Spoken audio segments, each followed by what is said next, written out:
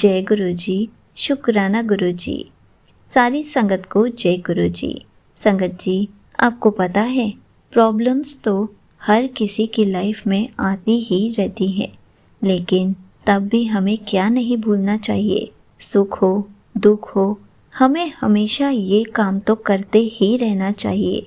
इसी पर एक आंटी जी का सत्संग सुनाती हूँ, जिसमें उन्होंने इस बात को बहुत अच्छे से एक्सप्लेन किया है। ये सत्संग पूरा ज़रूर सुनिएगा, आपको बहुत अच्छे आंसर्स मिलेंगे। तो चलिए आंटी जी का सत्संग सुनाती हूँ। संगत जी, मेरा नाम नीरू है। वैसे तो हमारी लाइफ में रोज़ाना ही कोई ना कोई सत्संग गुरुजी करवाते ही रहते हैं।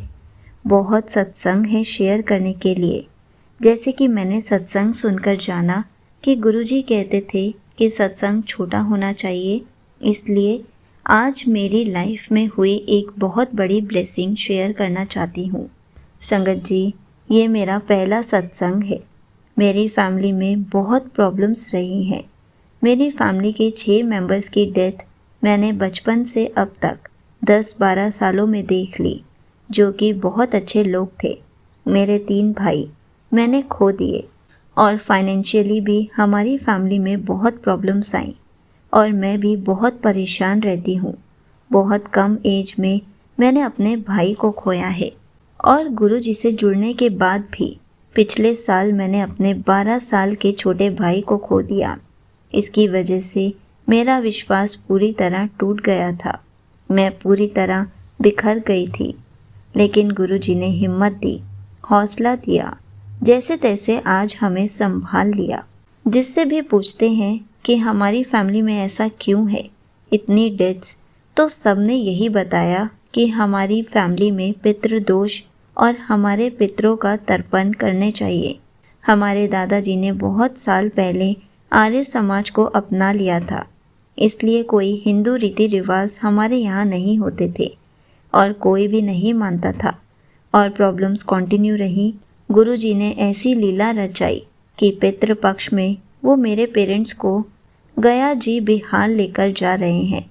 वहाँ की ऐसी मान्यता है कि वहाँ जाकर पितरों की पूजा करने से पितृ शांत हो जाते हैं।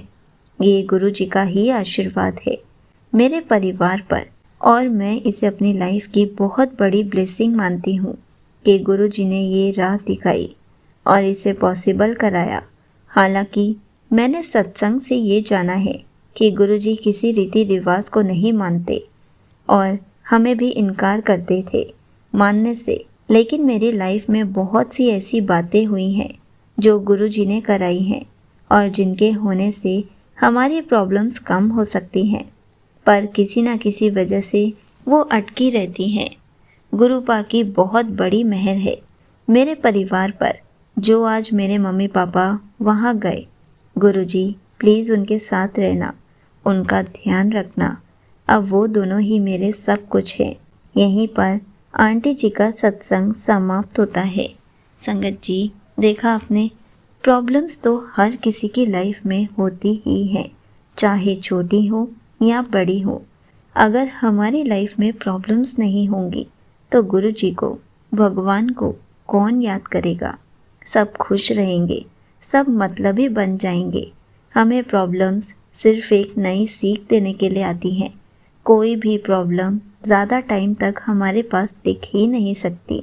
संगत जी, ये बात सच है। कोई भी प्रॉब्लम, मतलब अच्छा समय बुरा समय, दोनों ज़्यादा टाइम तक नहीं टिक सकते।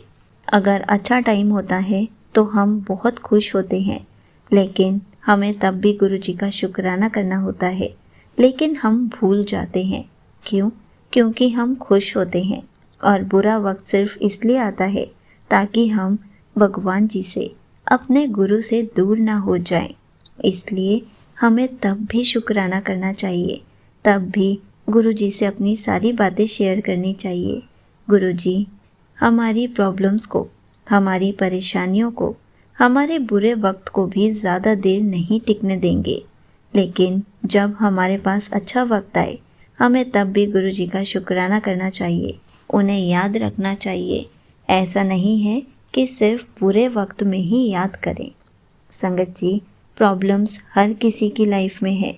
सबको गुरुजी से, भगवान जी से हमेशा अपना कनेक्शन स्ट्रॉन्ग बनाए रखना चाहिए, क्योंकि गुरुजी हमें तब सब्र करना सिखाते हैं। गुरुजी हमें बहुत सारी चीज़ें सिखाते हैं, हमें धीरे धीरे चेंज करना शुरू कर देते हैं और उसके बाद गुरुजी हमारी लाइफ से सारी प्रॉब्लम्स को ठीक कर देते हैं, सारी प्रॉब्लम्स को हमेशा के लिए दूर कर देते हैं।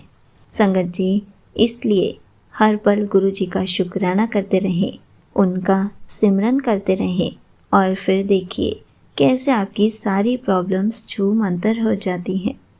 जय गुरुजी, शुक्राना गुरुजी।